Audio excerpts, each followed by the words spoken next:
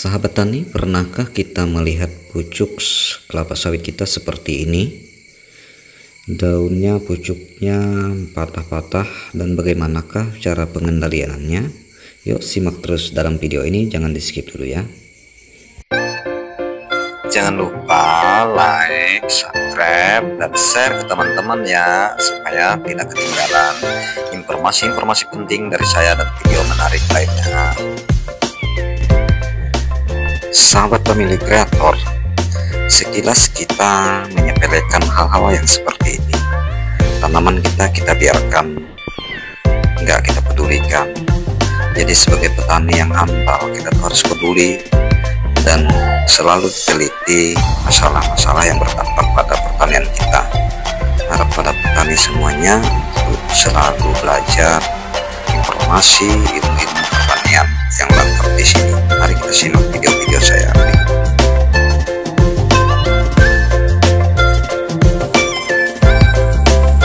Penyakit yang melengkung daun sawit melengkung ke bawah, atau biasanya kayak seperti patah-patah di bagian ujungnya, bagian ujung kelapa sawit.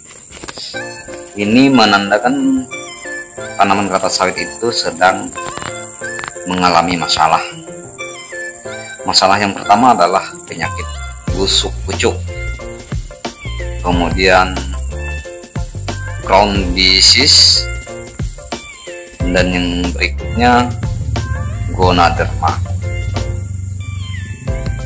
Penyakit-penyakit ini ada berbagai cara yang harus kita lakukan untuk menanggulanginya. Yang pertama, untuk penyakit busuk pucuk, kita ini memperhatikan gejala-gejalanya, ciri-cirinya ini menyerang pucuk yang tunas daun bakal muda yang masih muda. Gejala ini terlihat ada pembusukan yang menjalar ke bagian lain, kemudian pelepahnya layu dan keluar lendir berwarna kuning berbau busuk. Penyakit ini juga dapat disebabkan oleh jamur lainnya seperti nanti akan kita jelaskan. Itu penyakit busuk pucuk. Kemudian yang disebabkan oleh jamur yaitu crown disease. Penyakit ini menyerang bagian tajuk tanaman dan bisa menghambat pertumbuhan pelepah. Penyakit ini juga dapat berdampak besar pada produksi ketika masa fase tanaman menghasilkan. Kemudian penyakit yang berikutnya ini adalah Ganoderma.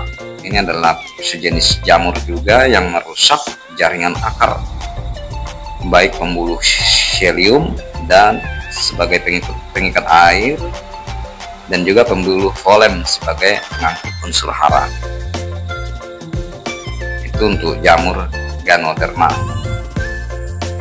Tak jarang juga ada kemungkinannya penyakit yang seperti ini itu disebabkan oleh faktor genetik atau faktor gen atau keturunan dari bawaan. Oleh sebab itu kita harus berhati-hati, meneliti terlebih dahulu sebelum bertindak ya, untuk sahabat pemilih semua, karena dalam satu kesalahan kita bisa berakibat fatal. Contohnya dalam memilih bibit itu yang baik, begitu ya. Jadi semuanya harus diteliti terlebih dahulu. Kemudian untuk yang lain-lainnya masih dalam proses penelitian kita untuk busuk pucuk ini. Oleh sebab itu untuk para petani semuanya nanti ada kita bahas dalam video berikutnya untuk mengatasinya, bagaimana caranya. Dan simak terus video ini bersama pemilik kreator di sini, hadirkan video-video menarik yang bermanfaat bagi kita semua. Salam sukses petani Indonesia, salam dari Sabang sampai Merauke, salam planter Indonesia. Semoga semua sukses selalu.